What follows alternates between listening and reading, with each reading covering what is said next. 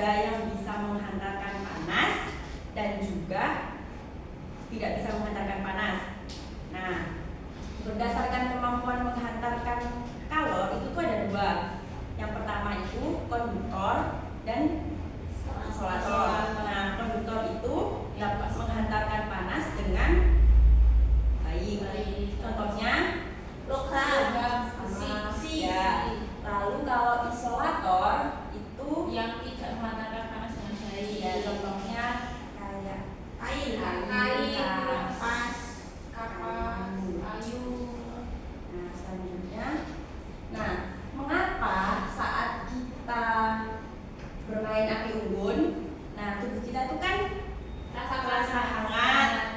Nah, lalu mengapa juga saat kita mengaduk kopi biasanya itu ujungnya itu ya itu panas juga kan?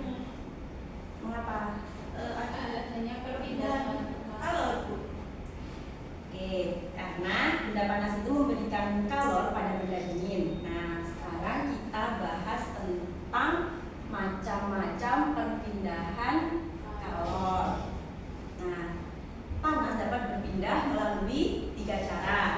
Yang pertama ada konduksi, yang kedua konveksi, dan yang ketiga radiasi. Nah, yang pertama itu konduksi. Konduksi itu merupakan perpindahan kalor yang memerlukan perantara, namun tidak disertai dengan perpindahan zat perantaranya. Contohnya kira-kira apa, ada yang tahu nggak? Sendok. Betul. Contohnya itu perpindahan kalor pada logam yang dipanaskan. Nah, ketika logam dipanaskan salah satu ujungnya, maka ujung yang lainnya itu kan ikut panas kan. Nah, artinya kalor tersebut itu merambat melalui logam. Nah, logam tersebut itu disebut dengan media perantaranya. Nah, tetapi partikel-partikelnya logam itu kan nggak ikut berpindah. Nah, itu dinamakan konduksi.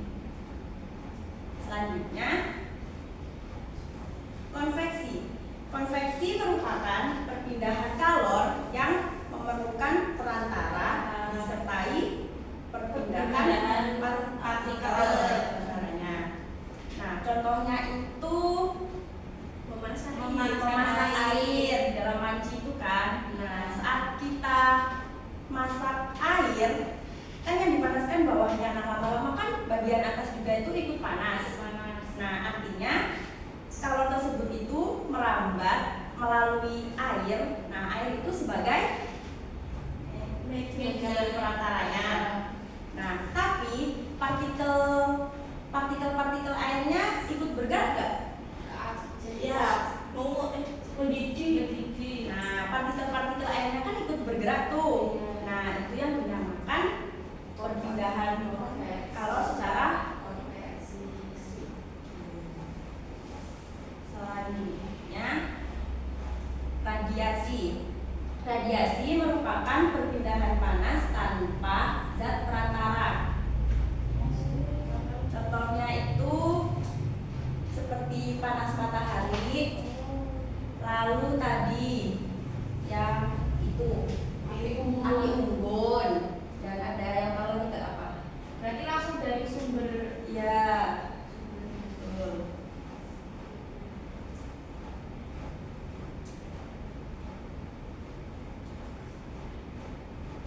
Apakah sudah paham semua? Sudah. Oke, jika sudah paham, kita akan melakukan eksperimen ya. Ini kan udah jadi satu komponen ya. Oke, Bu.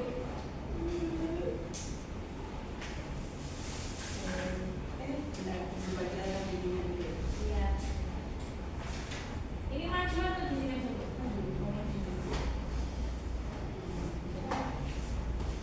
Itu aku tak tulis ya. Ya udah tulis dulu. Coba di sini Baca deh. Angkat.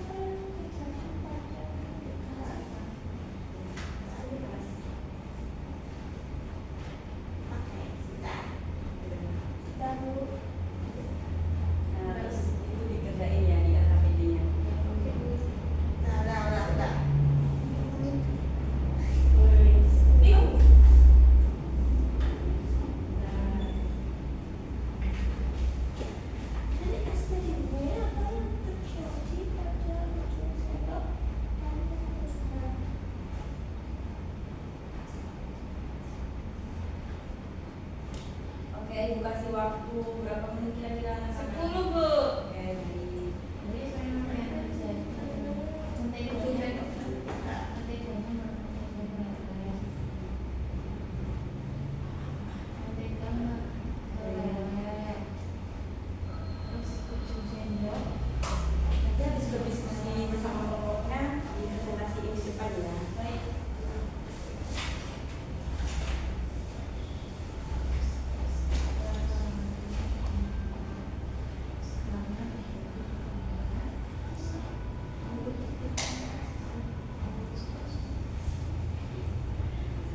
Karena terjadi peristiwa konduksi di mana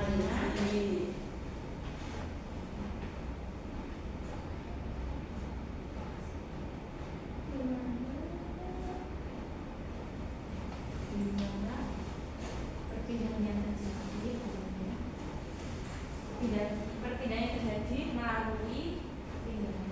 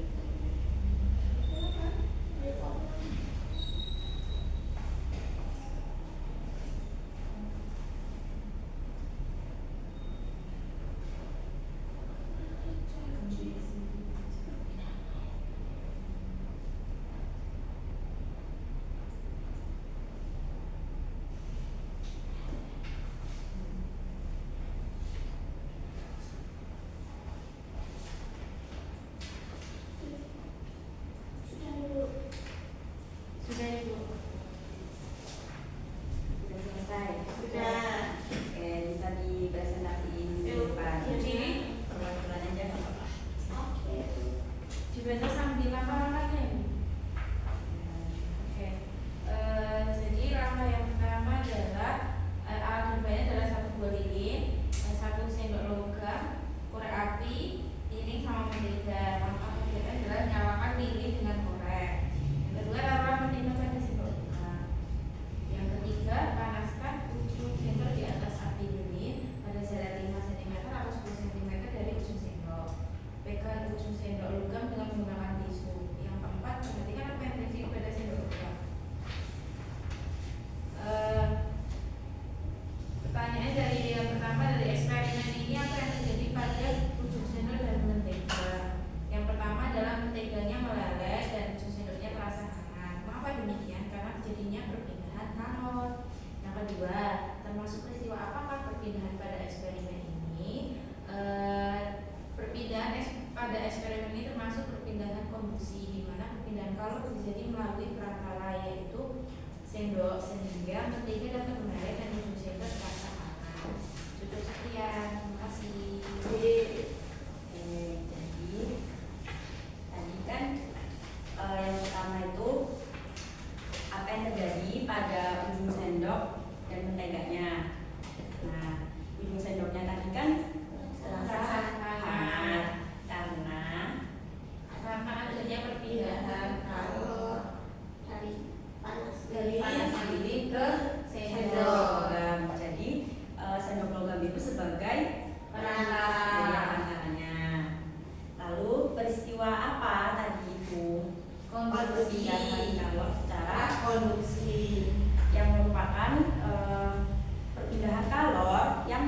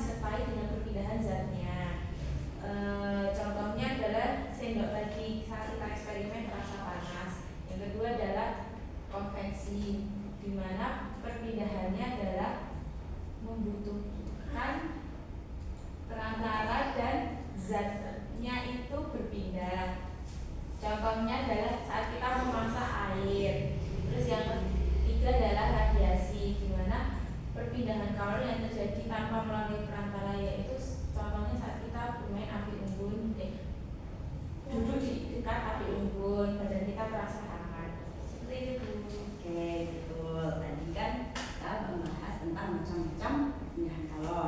Ada 3, konduksi, konveksi, dan radiasi. Oke, Ibu cukupkan soalnya udah mau beristirahat. Jangan lupa dikerjakan tugas yang Ibu berikan nanti lewat WA ya. Sekian. Assalamualaikum warahmatullahi wabarakatuh. Waalaikumsalam warahmatullahi wabarakatuh. Terima kasih.